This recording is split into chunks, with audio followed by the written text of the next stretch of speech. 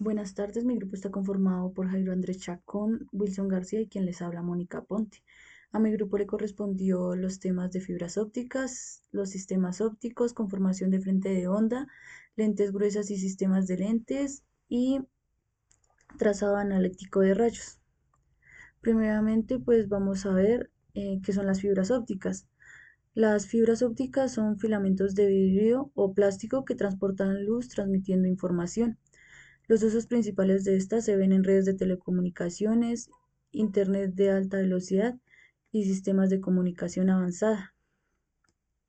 Estas tienen principios de funcionamiento, los cuales son, por ejemplo, la reflexión total interna, la cual se basa en el funcionamiento de las fibras ópticas, que es la reflexión total interna. Esto ocurre cuando la luz viaja de un medio más denso a uno menos denso y el ángulo de incidencia es mayor que el ángulo crítico. El ángulo crítico pues se puede hallar de la siguiente manera, donde el seno del ángulo crítico va a ser igual a n2 sobre n1, donde n1 va a ser el índice de refracción del núcleo del medio más denso y n2 va a ser el índice de refracción del revestimiento del medio menos denso. También vemos el índice de refracción, el cual se halla con la fórmula que se ve ahí, donde C es la velocidad de la luz del vacío, que es aproximadamente 3 por 10 a la 8 metros por segundo, y V es la velocidad de la luz en el medio en el que se va a llevar a cabo.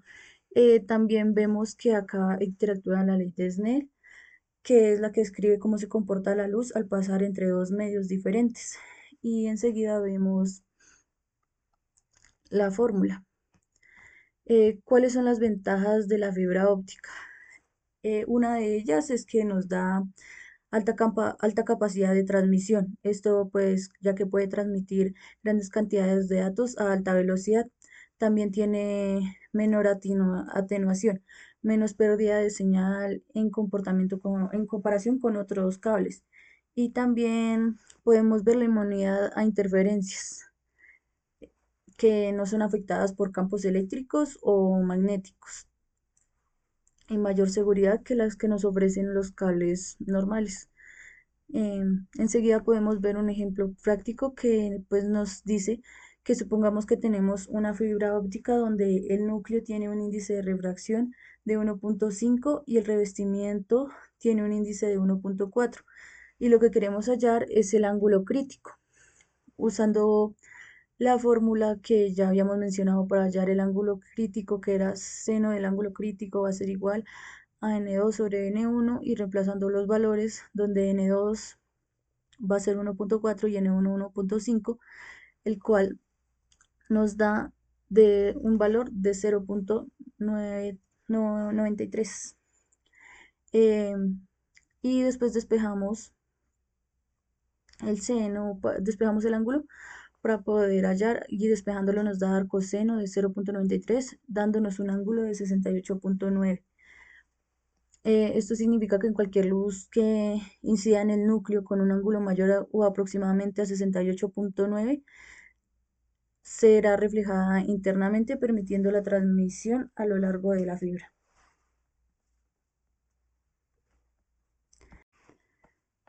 Eh, Ahora vamos a hablar de las lentes gruesas y sistemas de lentes. Eh, ¿Qué son las lentes gruesas? Las lentes gruesas son aquellas cuya longitud es considerable en comparación con su radio de curvatura. A diferencia de las lentes delgadas, en las cuales pues, se puede despreciar el grosor, en las lentes gruesas se deben considerar efectos adicionales debido a su espesor. En, Estas cuentan con unos principios o pues con unos tipos de lentes, en donde se encuentra la lente convexa, que es convergente, enfoca los rayos de luz paralelos en un punto focal. La distancia focal sí va a ser positiva. También tenemos la lente cóncava, que diverge los rayos de luz paralelos, pareciendo provenir de un punto focal virtual, y la distancia focal es negativa. En el caso de las lentes gruesas es importante tener en cuenta esta ecuación, que para la lente gruesa es la relación entre la distancia del objeto, relaciona la distancia del objeto, la distancia de la imagen y la distancia focal. Esta ecuación se aplica a cada superficie de la lente considerando su grosor. También es importante tener en cuenta la potencia de la lente, que la podemos hallar con esta fórmula. Esta se mide en dioptrias. Ahora podemos observar los sistemas de lentes, donde un sistema de lentes está formado por dos o más lentes colocados en una secuencia. La distancia focal total de un sistema puede calcularse utilizando esta formulita, donde Pi es la potencia de cada lente en el sistema para dos lentes en contacto. Para dos lentes en contacto podemos utilizar esta formulita, que ya serían pues las distancias focales de cada lente.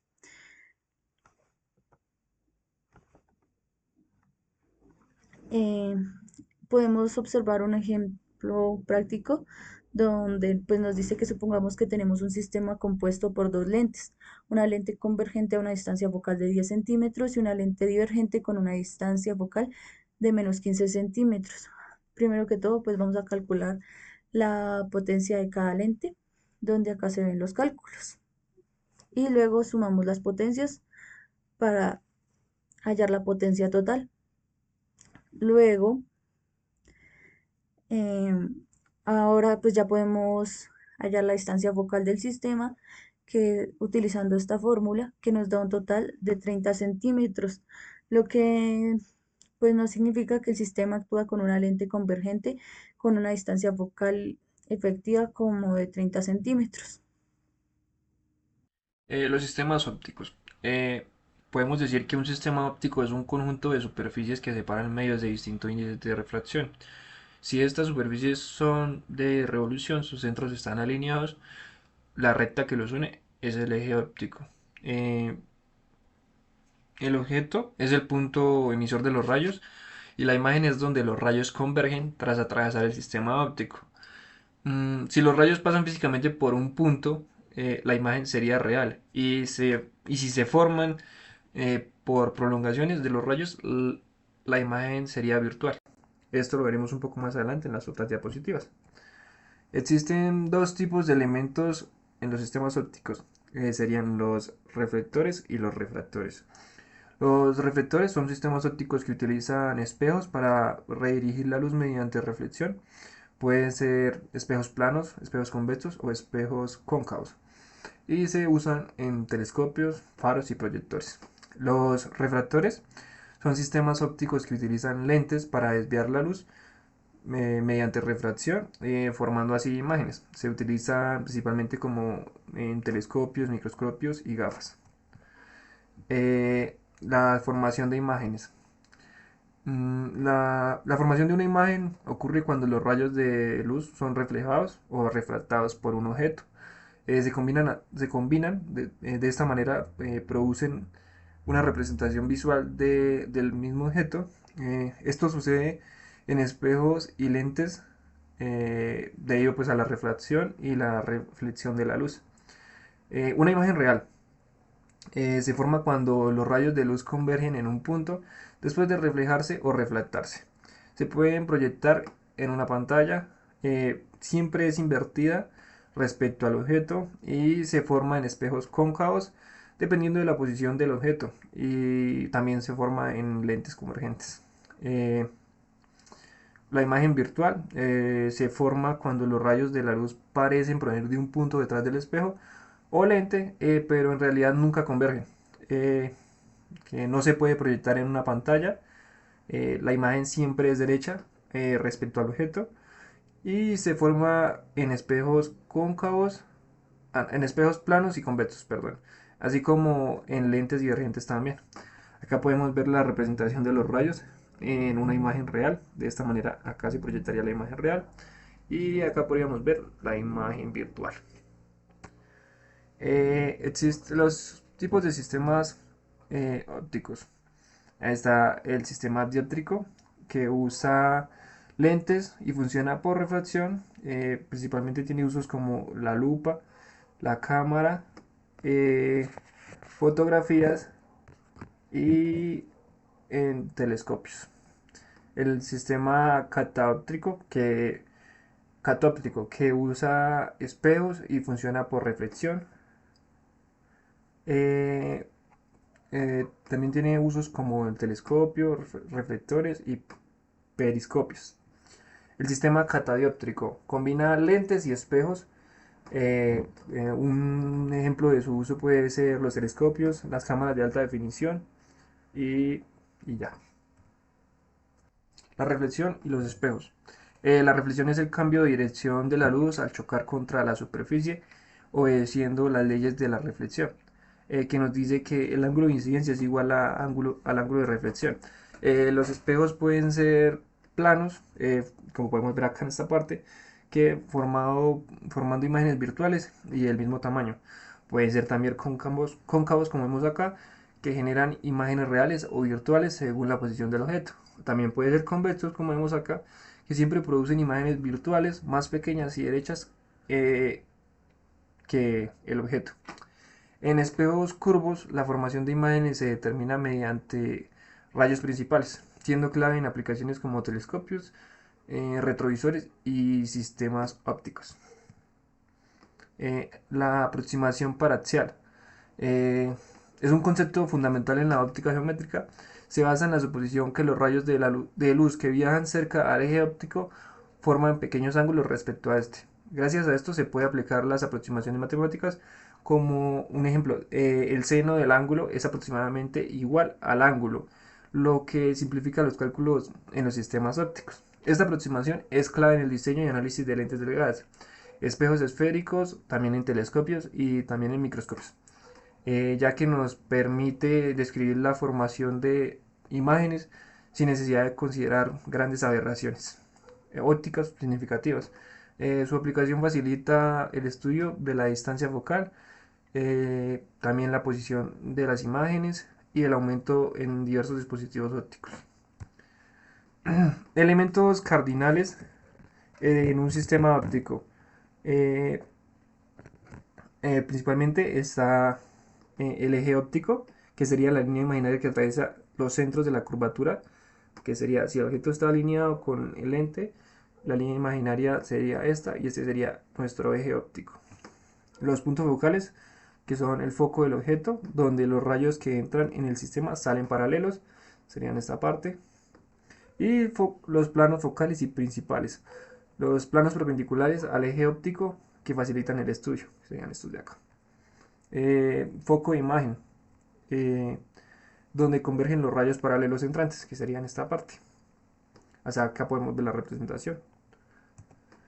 Los puntos nodales. Los puntos nodales en un sistema catadióptrico son dos puntos sobre el eje óptico que tienen la propiedad de que un rayo de luz que se dirige hacia uno de ellos, después de atravesar el sistema óptico, sale como si procediera del otro.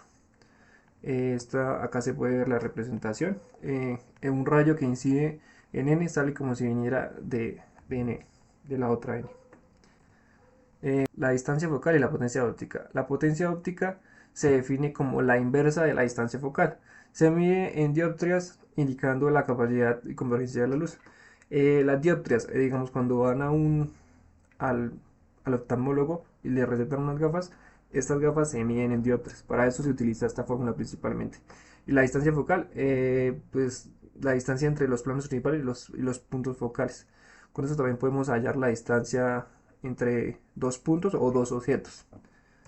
Acá el ejemplo, para finalizar tenemos el ejemplo, nos dice que un objeto de 15 centímetros de altura está a 20 centímetros de un espejo convexo, cuya distancia focal es de 40 centímetros. Primero tenemos que calcular la posición y el tamaño de la imagen formada.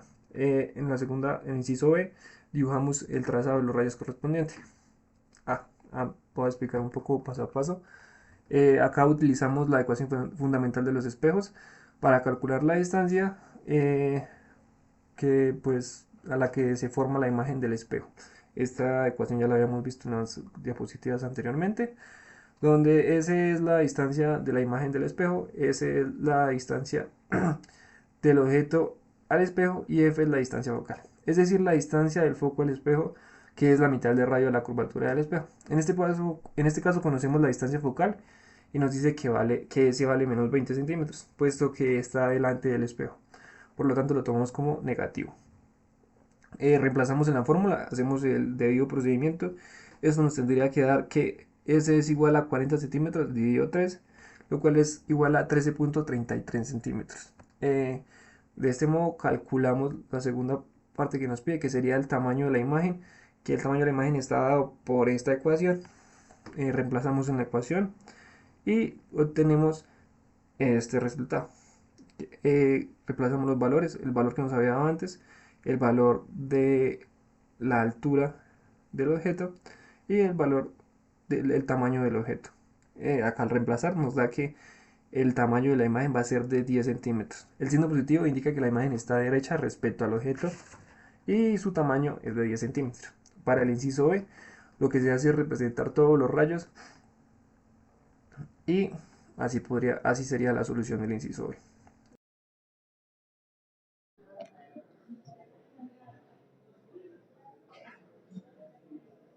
Buenas tardes, profesor y compañeros. Voy a explicar el tema de trazado analítico de rayos. Bueno, ¿qué es el trazado analítico de rayos? Es una técnica utilizada en óptica geométrica para analizar y predecir el comportamiento de los rayos de luz a medida que interactúan con sistemas ópticos. Pueden ser lentes, espejos o prismas.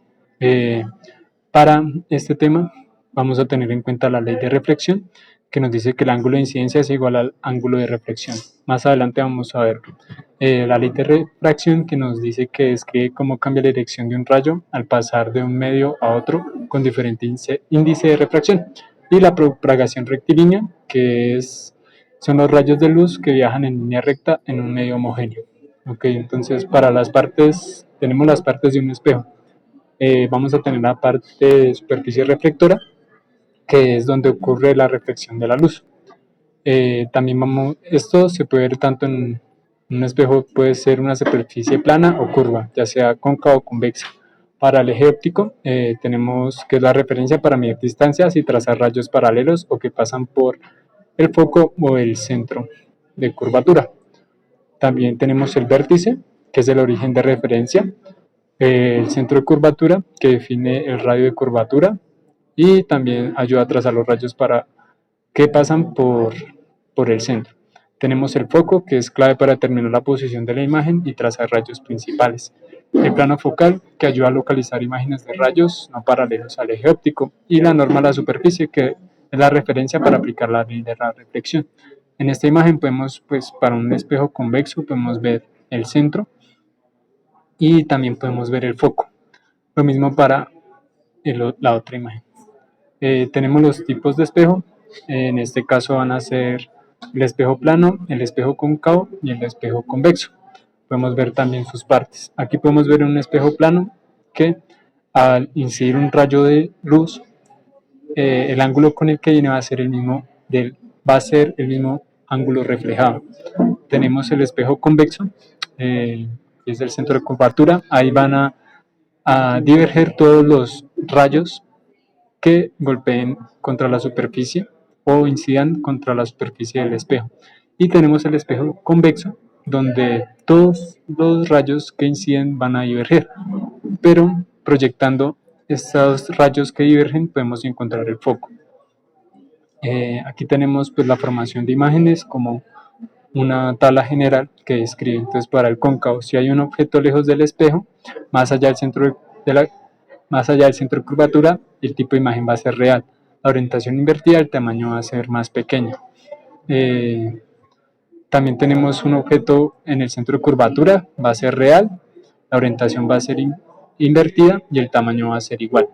Para el cóncavo, el objeto si hay un objeto entre el centro de curvatura y el foco, la imagen va a ser real, la orientación invertida y también va a ser más grande. Si el objeto está en el foco, no se va a formar imagen, por ende no vamos a tener orientación, ni tamaño, ni ubicación. Si el objeto está entre el foco y el espejo, la imagen va a ser ya virtual, derecha y más grande. Para un espejo convexo tenemos que desde cualquier punto la imagen siempre va a ser de tipo virtual, va a estar derecha y siempre va a ser más pequeña. La ubicación siempre va a ser detrás del espejo, por esto también pues va a ser virtual. Para el plano, tenemos que también la imagen para cualquier posición va a ser virtual, la orientación derecha y el tamaño va a ser igual. Aquí tenemos las ecuaciones de distancias de aumento lateral en espejos. Aquí podemos ver, pues, para distancias de objeto y de imagen, tenemos el espejo para el espejo plano, que es 1 sobre S más 1 sobre S' igual a 0, siendo S', pues, la ubicación o la distancia en la que va a estar la imagen en el espejo. También tenemos el aumento lateral, también para el espejo esférico. En este caso ya se tiene en cuenta el radio del espejo, ya que es diferente un espejo con radio curvatura, por ejemplo, 4 o un radio curvatura de 10. Ahora vamos a ver las ecuaciones de distanciamiento lateral en superficies refractivas, donde, bueno, tenemos NA, que es el índice de refracción del medio donde está el objeto, S, que es la distancia del objeto al espejo, tenemos NB, que sería el índice de refracción del medio donde se forma la imagen, y S', donde es la distancia del objeto al espejo. También tenemos el aumento lateral, y para la superficie refractiva tenemos en cuenta el radio. Bueno, como una de las leyes que vamos a observar es la ley de Snell, que nos dice que el índice de refracción de donde incide el rayo por el seno del ángulo incidente es igual al índice de refracción del segundo medio donde ingresa el rayo por el seno del ángulo refractado. Aquí podemos ver una imagen, entonces, por ejemplo, este es un rayo de luz, está en un medio, puede ser el aire, entonces su índice de refracción va a ser más o menos 1, y este va a ser el ángulo de incidencia. Este ángulo va a ser diferente cuando el rayo cambie de medio. En este caso, pues si es mayor el índice de reflexión del segundo medio, pues va a ser menor el ángulo. Tenemos acá los pasos para el trazado analítico de rayos. Bueno, primero pues sería importante la identificación del sistema óptico. Es importante saber si es un lente, un espejo, un prisma, y también sus características, si es plano, si es convexo, también su distancia focal, índice de refracción. Okay. Como segundo tenemos la definición de rayos principales. Tenemos el eje óptico, pues para trazar el eje principal del sistema óptico. Los rayos principales van a haber 3, que es el rayo paralelo al eje, que es el que pasa después de atravesar la lente o reflejar en el espejo. Este pasa por el foco. Para el rayo que pasa por el foco, es para la lente del espejo y sale paralelo al eje. Para el rayo a través del centro óptico, este no se desvía al atravesar la lente. Ya después de tener esto, aplicamos las leyes ópticas, ya sea la ley de reflexión o la ley de Snell para la refracción. Calculamos los puntos de intersección, donde los rayos intersectan después de interactuar con el sistema óptico. Estos puntos representan la formación de la imagen. También vamos a utilizar geometría para resolver las intersecciones y generar la ubicación y el tamaño de la imagen. Y por último, ya un análisis de la imagen formada, ya mirar si es virtual o es real, si está invertida, si es más pequeña o más grande. Como aplicaciones principales de trazado de rayos tenemos el diseño de lentes y sistemas ópticos, pues para cámaras, telescopios, microscopios y gafas. Tenemos la simulación de sistemas de iluminación, ya sean faros, proyectores y sistemas LED.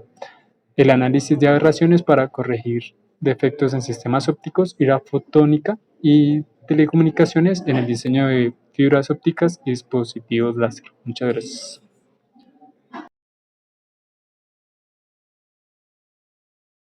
Bueno, el ejercicio nos dice que delante de un espejo esférico cóncavo de 32 centímetros de radio se sitúa un objeto a 3 centímetros de altura, que reposa sobre el eje óptico a una distancia de 40 centímetros de su vértice.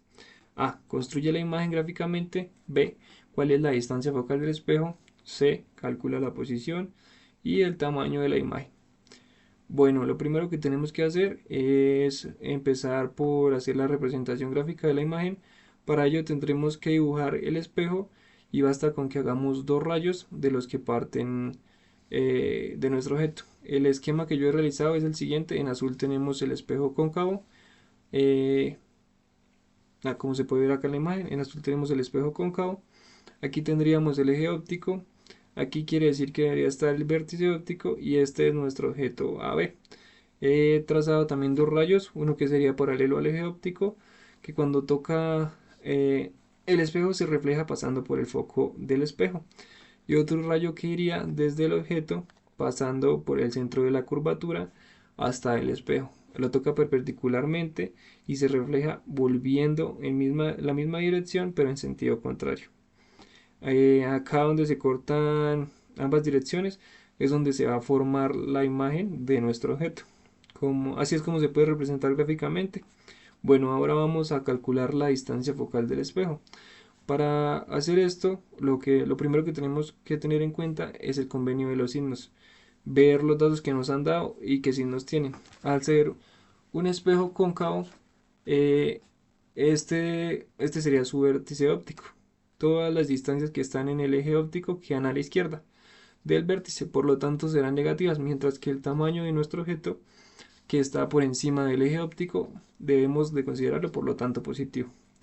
Así que según el convenio, así que según este convenio, lo que vamos a hacer es tener en cuenta los datos, que son que R sería menos 32 centímetros, que era el tamaño, y eh,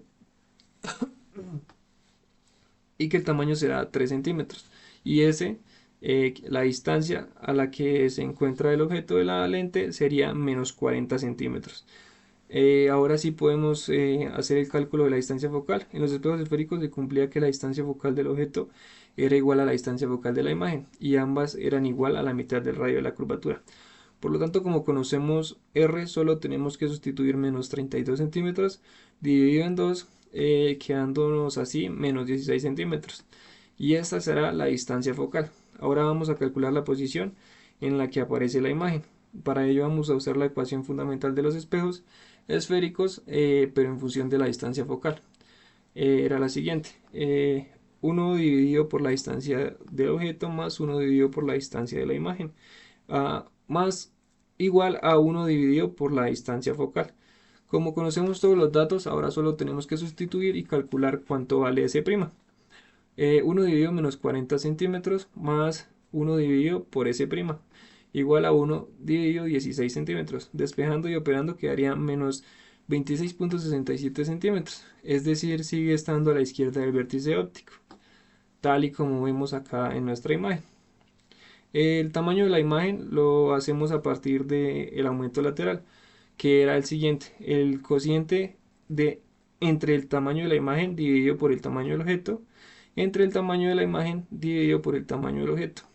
Y esto era igual a menos la distancia de la imagen dividido por la distancia del objeto. Pues como conocemos todos los incógnitas, lo que hacemos es despejar y ahora quedaríamos con lo que sería que i' y nos quedaría que i' es igual a menos s' por i dividido por s. Hemos pasado el segundo miembro multiplicando y sustituimos los valores: menos 26,67 centímetros por menos 3 centímetros partido por menos 40 centímetros. Y fijaos, el centímetro y centímetro que podemos simplificar, y al hacer las operaciones nos queda aproximadamente menos 2 centímetros, que sería el tamaño de la imagen. Que nos está diciendo que como tiene signo distinto es una imagen invertida. Nos quedaría una imagen invertida y de menor tamaño que el objeto, como era de esperar. Muchas gracias.